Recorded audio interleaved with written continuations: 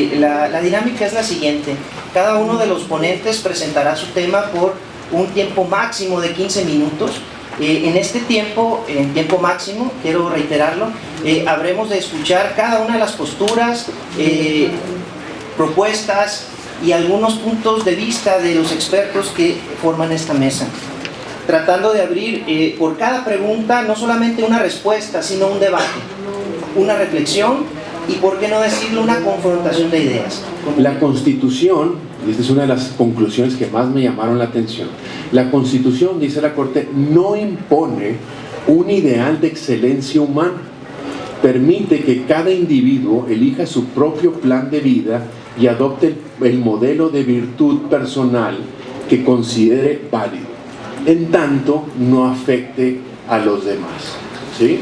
Porque no es tan convincente el descartar la opción de una intervención en los planes de vida, ¿no?, sin argumentar en contra de toda una tradición que ve de manera distinta la autonomía personal. Es decir, no es suficiente, y no argumentarlo en el proyecto y en la decisión no es suficiente. Para mí ahí está el debate, o uno de los debates importantes, aunado al de salud, médico y demás, que tenemos que tomar en consideración.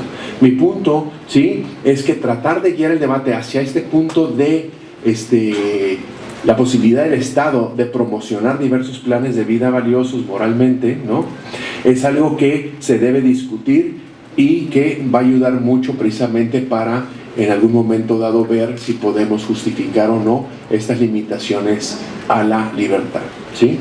El 49% de los adultos entre 18 y 25 años con restricciones judiciales aumentó 49%, y para los adultos de 16 y más aumentó 87%.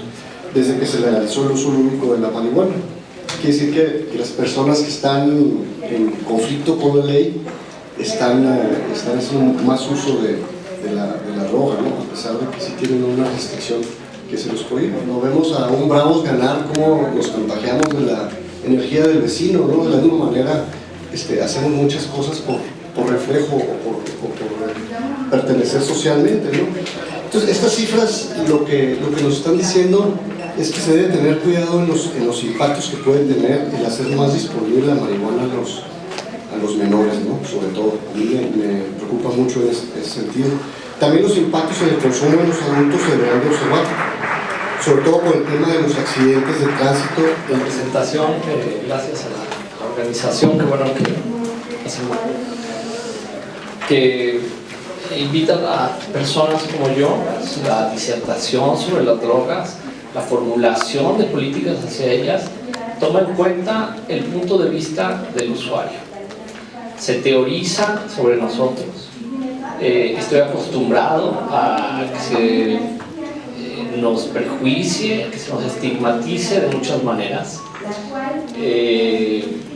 desde si somos capaces o no de ejercer nuestra autonomía personal, si somos delincuentes por el hecho de usar drogas ilegales, porque usuarios de drogas legales creo que hay, o no usuarios de drogas legales creo que hay muy pocos realmente. Por ejemplo, nos ponen en situaciones imposibles. Por ejemplo, si no he consumido drogas, estoy buscando desesperadamente cómo conseguirlo, soy capaz de matar y de asaltar, pero además si ya consumí, entonces ahora estoy bajo el influjo y soy un peligro social. Entonces, los usuarios estamos en una circunstancia en la que pareciera que somos invisibles y que conviene más mantenernos de manera invisible. Por eso me interesó venir aquí a hablar del tema de los derechos humanos en relación a las políticas de drogas y a las personas que usan drogas, entre las cuales me incluyo abiertamente. Ha sido un proceso difícil en ese sentido, salir del closet, por decirlo de algún modo, porque somos delincuentes o enfermos a priori ante la sociedad. Entonces pues nos es más fácil mantenernos al margen y que nos importe un bledo las instituciones o los reglamentos. Nosotros finalmente hacemos lo que queremos porque el sistema es incapaz de impedirnos todo. El tema de los derechos humanos en el contexto del control de drogas es uno poco explorado por el debate sobre ellas, a pesar de que no es desconocida su notoria ausencia en los tratados internacionales en la materia. Vale la pena recordar que la Carta de los Derechos Humanos es la piedra angular del sistema político internacional producto de la Segunda Guerra Mundial. Entender por qué los tratados de drogas han evitado, por norma general, adoptar de manera completa y sin ambajes todas las disposiciones de derechos humanos, es necesario revisar la historia de tales acuerdos internacionales, cosa que no es materia de estas palabras y este espacio. Pero basta decir que estos fueron creados bajo premisas poco o nada científicas, por no decir racistas, en las que pareciera ser que cuando se trata de drogas, más vale la pena hacerse de la vista gorda con algunas disposiciones incómodas para la operación del sistema, que adoptar políticas consecuentes con los derechos esenciales de todos los seres humanos. Bajo esta óptica, pensemos si no, en un caso concreto como el nuestro, en algo que la policía hace de forma rutinaria y sin mayor objeción de la sociedad. Yo mismo lo he sufrido. Las revisiones de rutina que se llevan a cabo por la sola sospecha de que alguien posiblemente se encuentra en posesión de drogas. ¿A qué se debe esto? ¿Por qué lo aceptamos sin chistar? Nuestra Constitución dice claramente que nadie puede ser molestado en persona o posesiones sin orden judicial expresa. Una garantía individual cuya importancia es difícil de negar en las disposiciones democráticas de nuestra Carta Magna. Sin embargo, en los ordenamientos internacionales con respecto a las drogas, los derechos humanos son un invitado incómodo y muy poco bienvenido.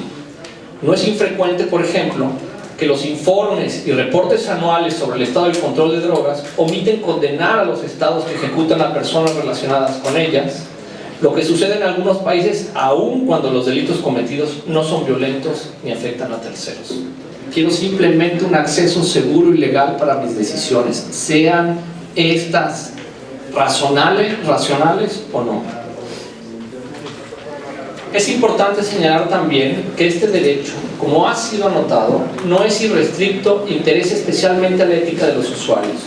Estos deben observar las reglas impuestas por un Estado neutral con respecto a sus decisiones, pero deben entender que estas pueden afectar a terceros y que por lo tanto deben ser responsables de sus propias decisiones. Algo que ha sucedido en la política de drogas es que a los usuarios pareciera ser que por el hecho de usar no tenemos capacidad de decisión sobre nosotros mismos. Esto es algo que es importante señalar. Esta nueva circunstancia, vale la pena decirlo, restituye a los usuarios el carácter de personas de plenos derechos y por primera vez se admite formalmente su inclusión en el debate sobre la marihuana. Algo que había sido olvidado incluso por los especialistas y las comisiones de derechos humanos del país, en cuyo discurso se enumeran invariablemente una serie de poblaciones, pero jamás a los usuarios. México está ante una oportunidad histórica para corregir lo que la Corte ya admitió en su sentencia, que los derechos humanos de las personas que usan drogas han sido vulnerados por décadas y que llegó la hora de integrarlos plenamente a nuestra sociedad. Los usuarios de marihuana, en general, son mucho menos problemáticos para sí mismos y para los demás que los usuarios de alcohol y otras drogas. Llegó la hora de reconocer su existencia, sus derechos y su autonomía personal. Desde luego, nada nos exime de cumplir con todas nuestras obligaciones cívicas, pero somos los usuarios los que hemos sido apartados y marginados de la sociedad, no sus enemigos. Nadie, y subrayo nadie, puede probar que las personas que usan marihuana son delincuentes, reales o potenciales, por el solo hecho de usarlo. Si lo creen, entonces escondan ahora mismo sus carteras. Llegó el momento de remover por completo aquellas figuras jurídicas que nos hacen aparecer como delincuentes por el solo hecho de elegir, con conciencia y responsabilidad, un consumo que en todo caso solo nos compete a nosotros. El camino del Estado y de nuestra sociedad es, de esta manera, aceptar la prevalencia de los derechos humanos sobre las creencias y las opiniones subjetivas de la sociedad. No se trata de que todos adoptemos un estilo de vida, sino que respetemos el de los otros. Ese es nuestro verdadero reto, y es uno altamente positivo.